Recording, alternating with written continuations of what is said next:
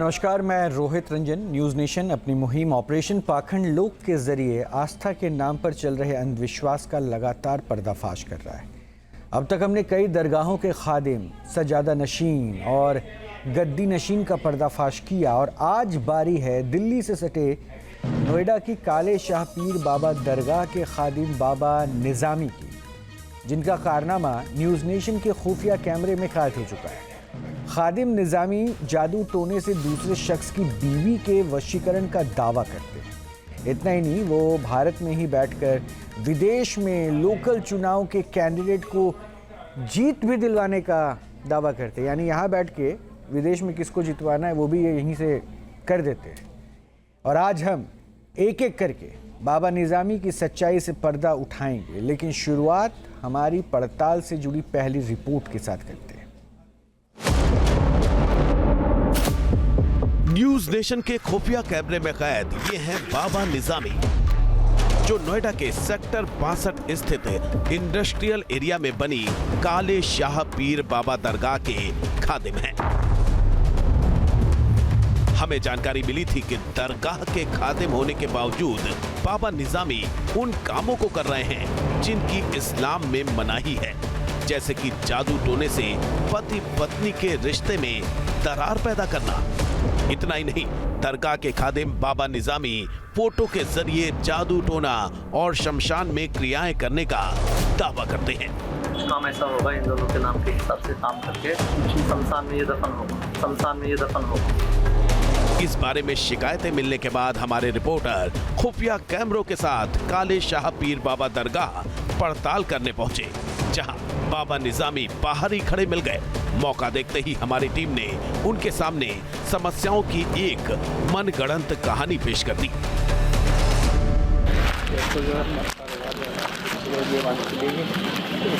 दो साल से गाँव जा रहा हूँ और हमारे साथ मतलब हमारे जानने वाले ही थे, उनके साथ मतलब हमने पार्टनरशिप की थी। उससे किसी बात पर हमारी लड़ाई हो गई, मतलब वैसे ही जैसे कहाँ से मिल रहे थे तो उन्होंने कारोबार अलग कर लिया। तब से मतलब पिछले 6 महीने में कम से कम 70 लाख रुपये का नुकसान हुआ और 2 साल में कम से कम 1 करोड़ रुपये का हमारी जो फैक्ट्री थी उसकी जुड़ा उड़ा बना दी गई। इस वक्त क्या कर रहे हैं? वही काम कर रहे हैं, अब तो रेडीमेड गारमेंट्स का कर रहे हैं। परेशानी सुनने के बाद बाबा निज़ामी ने हमारी टीम को कुछ देर बाद आने को कहा ताकि वो तसल्ली से सारी बात कर सके। बहरहाल, जैसा कि खादिम ने कहा था, थोड़ा इंतजार करने के बाद एक बार फिर हमारी टीम बाबा निज़ामी के सामने थी। इस बार वो अपनी गद्दी पर आसीन मिले और मिलते ही उन्होंने पूछताछ शुरू कर दी। जी सर, आप बताएं, नाम बताइए जरा मुझे। मेरा नाम सुरेंद्र शर्मा। सुरेंद्र शर्मा।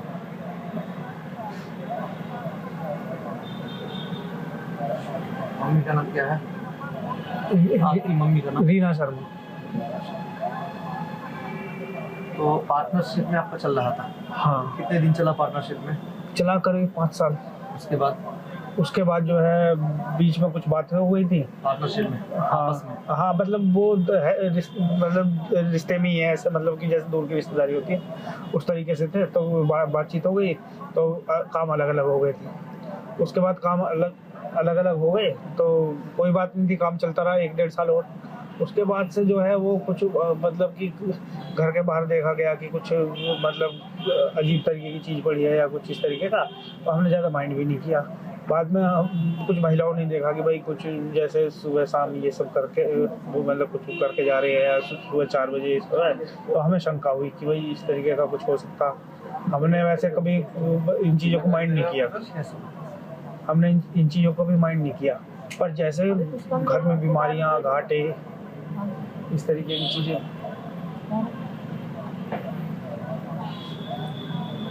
वो सब होते रहे ना, और मतलब नुकसान पे नुकसान होने लगे, काम बंद हो गया, फैक्ट्री एक बंद हो गई, तो उसके बाद हमें शंका हुई। इसके साथ ही हमारी टीम ने बाबा निज़ामी को कारोबार में पार्टनर रहे शख्स और उसकी पत्नी की फोटो भी दिखाई। हालांकि ये फोटो आर्टिफिशियल इंटेलिजेंस से बनी हुई थी, फिर भी मौलाना निज़ामी इसे पकड़ नहीं पाए। मुझे बताइए कि जो पार्टनरशिप में थे उनका भी नाम बताइए जरा मुझे। मोहनलाल।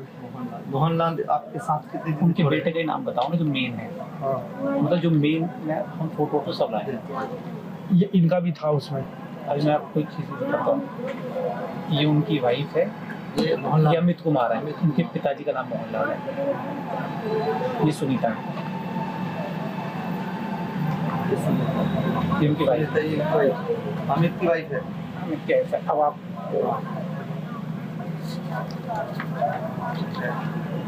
ये अमित कुमार है, ये सुनीता है, उनकी वाइफ है। तमाम पूछताछ और जानकारियां इकट्ठा करने के बाद मौलाना निजामी ने एक मोटी सी किताब निकाली और कुछ बुदबुदाते हुए तमाम नामों को किताब के साथ मिलाने लगे। बाबा निजामी किसी भी शख्स की बीवी के वशीकरण का भी दावा करते हैं। हमारे रिपोर्टर के साथ भी उन्होंने ऐसी बातें की, हालांकि हम आपको वो बातचीत सुना नहीं सकते।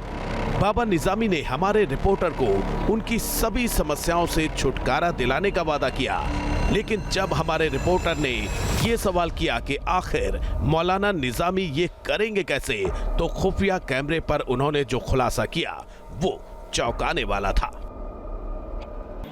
चलिए, ये तो काम हम देख लेंगे, जो करना है मैं कर लूंगा। आज तो नहीं, कल आपको आना पड़ेगा। ठीक है। सारा सामान मंगा करके सारा काम। कितने बजे? कितने बजे? कल आप कितने बजे आ सकते हैं आप बताइए। आप बता दिए। आप अपना समय अनुसार, हम तो देखो जी प्यासा कुएं के पास था, एक टांग पे खड़े हैं हम तो आपका सामान अभी मंगा करके रात को प्लस सुबह ये काम हम तैयार कर लेंगे। ठीक है। अच्छा, इसमें क्या करना होगा? ये कुछ काम ऐसा होगा, इन दोनों के नाम के हिसाब से काम करके शमशान में ये दफन होगा। अच्छा अच्छा, ठीक है। जैसे अंडा नींबू वगैरह का काम होता है। अच्छा अच्छा। वो हम काम पहले कर देंगे, वो सुबह 7 बजे से पहले जो होना है हो जाएगा। बाबा निजामी की बातों से साफ था कि वो रात में शमशान में कोई जादू टोना करने की तैयारी में थे, वो भी काल्पनिक फोटो और नामों के साथ। इसके साथ ही मौलाना निजामी ने हमारे रिपोर्टर को ताबीज देने का भी भरोसा दिया। फिर कल क्या करना? करना कुछ नहीं, आपको खाली आना है, हम देंगे कुछ सामान। ठीक ठीक ठीक ठीक ठीक। ताबीज आपको पहनने के लिए देंगे तो आप पहन लेंगे। तो उसके वहाँ पहनूंगा, उसके बाद से ये ठीक हो जाएगा मामला। ठीक हो जाएगा। जो बाबा निजामी पहली मुलाकात में हर गलत काम को करने से मना कर रहे थे और इस्लाम की दुहाई दे रहे थे, वो अब उन्हीं कामों को करने को राजी थे। इतना ही नहीं, उन्होंने इसके लिए हमारे रिपोर्टर के सामने पैसों की भी डिमांड रख दी। तो हम अपने तरफ से पूरी कोशिश करें सर। इसमें आपको 3500 रुपये खर्च करना है बस। ठीक ठीक है। अभी कैश दे देंगे 15-20 मिनट में। अभी आप बैठे ना? हाँ, बैठे हैं। अभी कैश दे देंगे। आगे नहीं मर्जी। अब तक आपने देखा कि कैसे एक दरगाह के खादिम जादू टोना करने का दावा कर रहे हैं और इस काम के बदले में पैसों की भी डिमांड कर रहे हैं। इतना ही नहीं, खादिम बाबा निजामी शमशान में जादू टोना और ताबीज देने का भी झांसा दे रहे हैं। लेकिन आगे आपको दिखाएंगे कि कैसे ऑस्ट्रेलिया में होने वाले लोकल इलेक्शन में कैंडिडेट को जीत दिलवाने का दावा कर रहे हैं बाबा निजामी। तो नोएडा के काले शाह पीर बाबा दरगाह के खादिम निजामी कैसे कैसे दावे करते हैं, ये तो आपने सुना। हम आपको ये एक बार फिर से बता दें कि जब हमारे रिपोर्टर बाबा निजामी के पास अपनी परेशानियों को लेकर पहुंचे तो उन्होंने इसे जादू टोने से हल करने का दावा किया। बाबा निजामी ने कहा कि उन्हें शमशान में क्रियाएं करनी होंगी। उन्होंने कहा ताबीज़ से हर मामला ठीक हो जाएगा। और हाँ, सारे काम के लिए खादिम ने अब तक 3500 रुपये की डिमांड भी रख दी है। ये अभी पहली कड़ी है जिसे हमने आपके सामने रखा है, लेकिन बहुत कुछ अभी ऐसा होने वाला है जिसे देखकर आप थोड़े और हैरान होते रहेंगे। अब सोचिए कि मौलाना शमशान में जाकर क्रिया कर रहा है, क्या इस्लाम में ये होता है? सोचने वाली बात ये भी है। हम आगे बढ़ेंगे, अपने मेहमानों से अब सबसे पहले आपको मिलवा देते हैं और आपको ज़रा पॉइंट टू पॉइंट पहलू समझाते हैं। हमारे साथ शेख अलीमुद्दीन जी हैं, मुस्लिम स्कॉलर हैं। हमारे साथ साध्वी कंचनगिरी जी हैं, महामंडलेश्वर हैं। बहुत बहुत स्वागत है आप दोनों का। और मेरे सहयोगी अनिल भी हैं। अनिल ने अपनी टीम के सहयोगी वीरेंद्र वशिष्ठ के साथ मिलकर इस स्टिंग ऑपरेशन को, अंडर कवर रिपोर्ट को ये तैयार की है। अनिल, यहाँ पहुँचने के पीछे क्या उद्देश्य रहा? क्यों यहाँ पर आप पहुँचे? इसकी भी शिकायतें थी? रोहित, अब तक हमने जितनी दरगाहों के खादिमों के पाखंड का खुलासा किया, मैं दावे के साथ और बड़ी जिम्मेदारी के साथ कहता हूं, उनमें से सबसे बड़े पाखंडी बाबा हैं ये। सबसे बड़े? सबसे बड़ों में से। ये उम्र में तो जो काफी उसकी कम लग वजह रहे बताता हूं, हैं। हैं? उम्र में तो काफी कम लग रहे हैं। उम्र इनकी 40 साल और बड़ी फ्रिक्वेंट इंग्लिश बोलते हैं, आपको बता दो। अच्छा, इंग्लिश बहुत मतलब शानदार पढ़े लिखे। और बोलते हैं। पीछे मैंने देखा नंबर भी, मोबाइल नंबर वगैरह भी लिख नंबर तो रखा इनके है। सब जगह है। और यहाँ पे मुझे लगता है कि हर वक्त कम से कम नहीं तो 50-60 महिलाएं वहां बैठी रहती हैं। जब हम गए थे, मैंने कहा था हम वापस आते हैं, मिठाई लेकर वापस आए इनके लिए, तो तकरीबन 50-60 महिलाएं बैठी थी। फिर आए तब भी बैठी थी, लेकिन उन्होंने हमारे लिए हटा दिया। रोहित, ये जो दरगाह है ये सेक्टर 62, सेक्टर 62 है, नोएडा इंडस्ट्रियल एरिया। ये दरगाह तकरीबन 10 बीघे जमीन, एक बाउंड्री हो रखी है। वो जमीन सरकारी जमीन है, करोड़ों रुपए की जमीन अच्छा, है। सरकारी जमीन है, सरकारी उस पे- जमीन है, उस पे बाउंड्री भी हो करोड़ों- रखी है। हाँ, चारों तरफ बाउंड्री हो रखी है। और सरकार को ये पता है कि नहीं पता है? अब देखो, हो सकता है कि हमारी इस रिपोर्ट से पता चल जाए, है ना। लेकिन आस्था के नाम पे कई बार सरकार को भी देखना पड़ता है आस्था के चक्कर में। बाउंड्री हो रखी है और बहुत बड़ी दरगाह है ये सेक्टर 62 में। इंडस्ट्रियल एरिया के नाम से फेमस है, इंडस्ट्रियल एरिया वाली दरगाह के नाम से बहुत फेमस है। इस दरगाह पर जब हम गए तो कई तरीके के टोटके बताते कि तेल लाओ, झाड़ू लाओ, और सोचिए शमशान में क्रिया करने की बात कर रहे हैं। शमशान में ऐसी बातें हुई हैं जिसे हम ऑन एयर भी नहीं दिखा सकते, क्योंकि हम बड़ी जिम्मेदारी से, बड़ा जिम्मेदार चैनल है न्यूज़ नेशन, जो ऐसी बातों को अपने दर्शकों को दिखा भी नहीं सकता जो बातों इन्होंने करी और जिन बातों का करने का दावा किया। वशीकरण का तो दावा किया ही, औरतों के वशीकरण का दावा किया, शमशान में क्रिया करने का दावा किया। और सोचिए ये सब कुछ वैसे भी गलत है, कानूनन भी गलत है शमशान में क्रिया करना, और इस्लाम में भी हराम है और हर धर्म में ये सब हराम है। कोई भी धर्म ऐसी क्रियाओं का, ऐसे कर्मों का किसी तरीके से भी स्वागत नहीं कर सकता और इसे पाखंड कहा जाएगा। हर धर्म में जो भी हमारे जानकार, शेख अलीमुद्दीन साहब हैं, बहुत बड़े जानकार हैं, इस्लाम के बहुत बड़े फॉलोअर हैं, ये भी मुझे लगता है कि इस बात को मतलब कि इस बात को स्वीकार करेंगे कि ये मौलाना कहना भी गलत है, ये खादिम पाखंड कर रहे हैं और बहुत बड़ा पाखंड कर रहे हैं। और जो आगे हम पैकेज देखेंगे, सोचिए विदेशों तक में चुनाव जितवाने का दावा कर रहे हैं।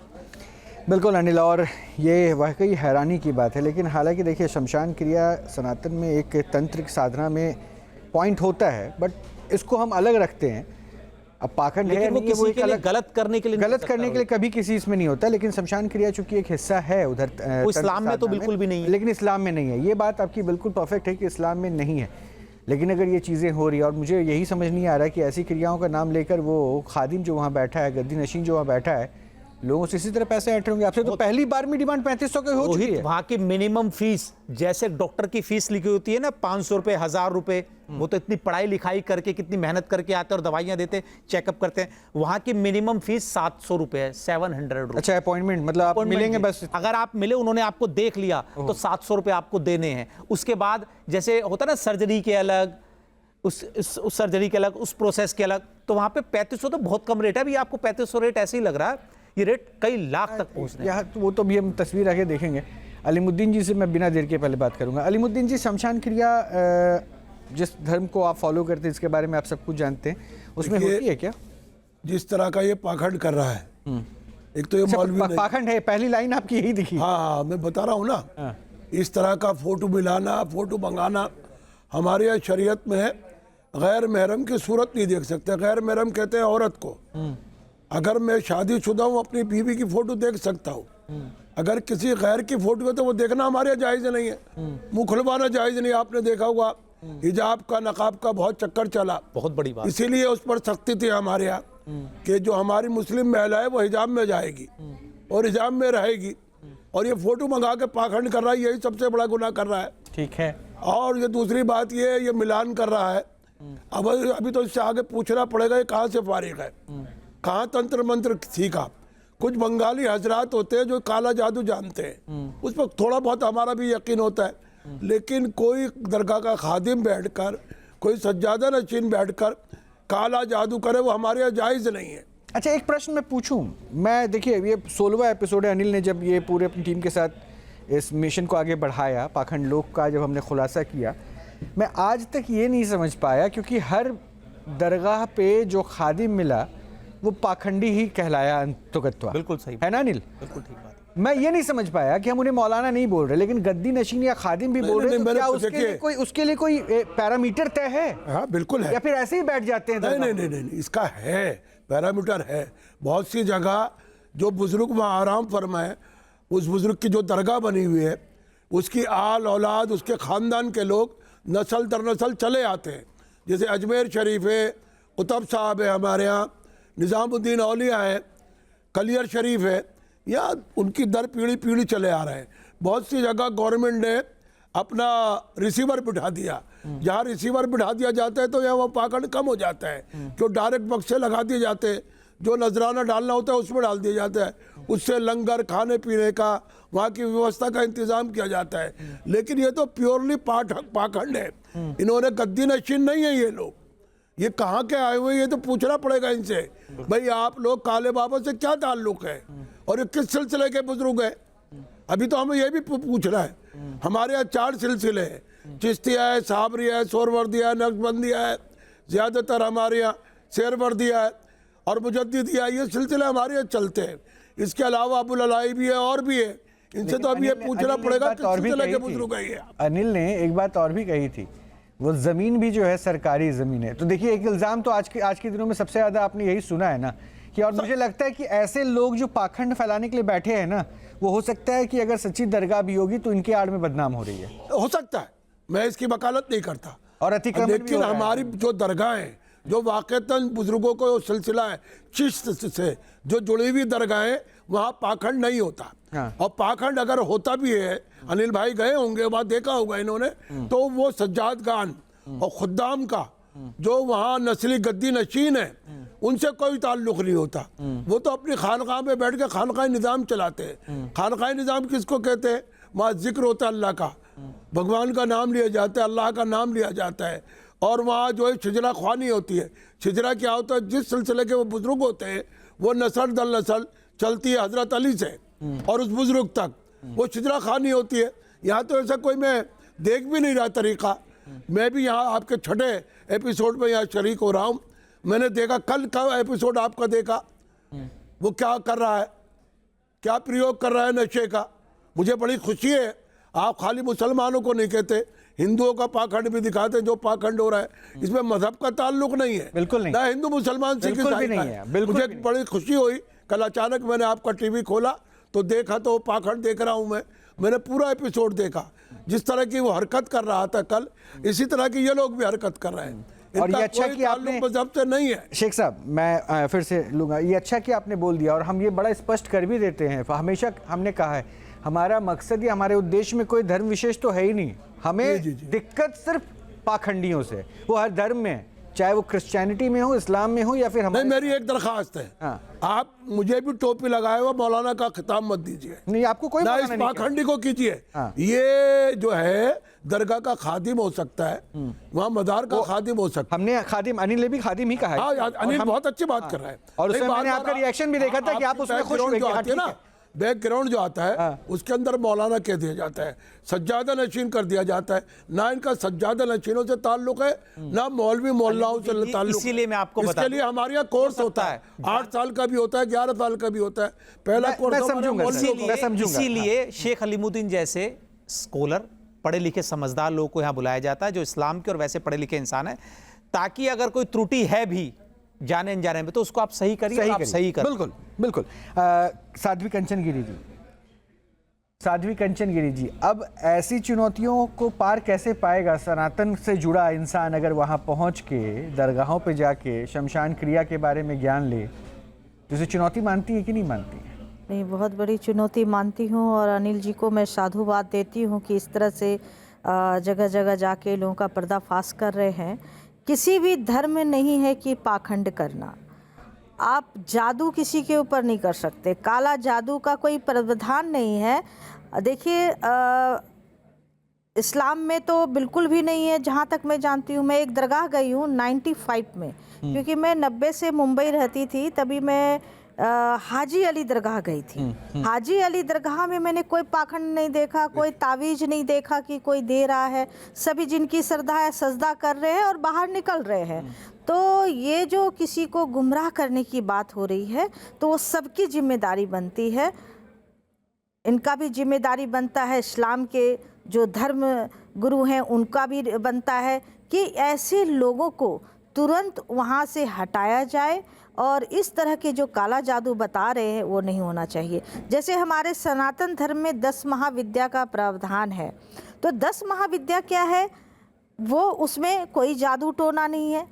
बहुत लोग तंत्र मंत्र, 10 महाविद्या में तंत्र का प्रावधान है। तंत्र क्या है उसकी बहुत बड़ी बखान है कि क्या है वो। 10 रूप में महादेवी की पूजा होती है, उसको 10 महाविद्या कहते हैं। अलग अलग आहुतियाँ, अलग अलग सामग्री से हवन होता है, उसको 10 महाविद्या कहते हैं। लेकिन उसको पाखंड का रूप अगर दे दिया जाता है तो वो बिल्कुल नाजायज़ है। तो मैं ये कहूँगी कि जितने भी इस्लाम के धर्म गुरु हैं, इस तरह का जो पाखंड कर रहे हैं उनके ऊपर कार्रवाई हो, उनको तुरंत वहाँ से हटाया जाए, निष्कासित किया जाए। क्योंकि जो देख रही हूँ बहुत सारी महिलाएं वहाँ बैठी हैं, महिलाओं की क्या वहाँ पे सुरक्षा है? महिलाओं की तो कोई सुरक्षा नहीं है। हो सकता है कि वहाँ शोषण भी होता हो। हमने रिपोर्ट में एक लाइन कही भी है कि ऐसे ऐसे शब्द हैं और ऐसी ऐसी बातें हैं जिसको हम दिखा नहीं सकते हैं, और आप उधर आप इंडिकेट कर रही हैं। जी बिल्कुल, वहाँ महिलाओं का शोषण होता है। और वो क्या होता है ना, मैं आपको रोहित जी बताऊं, ऐसी महिला वहाँ पहुँचती है जो घर में दुख की मारी होती है, उसका पति उसको टाइम नहीं देता, बच्चे सम्मान नहीं करते, तो थोड़े अपने सुकून के लिए वो जगह ढूंढती हैं, लेकिन वो गुमराह होती हैं। तो जहाँ वो बेचारी पहुँचती हैं तो उनका शोषण भी होता है, धन का भी प्रयोग होता है। तो वो बेचारी एक तो दुख की मारी है, दूसरा वहाँ पे जाके मार खाती हैं। तो बड़ा दुर्भाग्य की बात है। उन महिलाओं को भी मतलब आपके चैनल के माध्यम से ये बात अगर सारी महिला जान बहुत जाए। स्ट्रॉन्ग मैसेज आपको देने हैं, अभी तो इंतजार कीजिए। अभी तो हमने सिर्फ पहला चैप्टर दिखाया है, अभी तो और भी, अभी विदेशों में भी जीत दिलवा सकते हैं भाई साहब ऐसा बैठ। अब ये बताइए ऐसा मैं बताऊंगा, छोटा सा ब्रेक तो मुझे लेने दीजिए, उसके बाद फिर मैं आपकी प्रतिक्रिया लूंगा।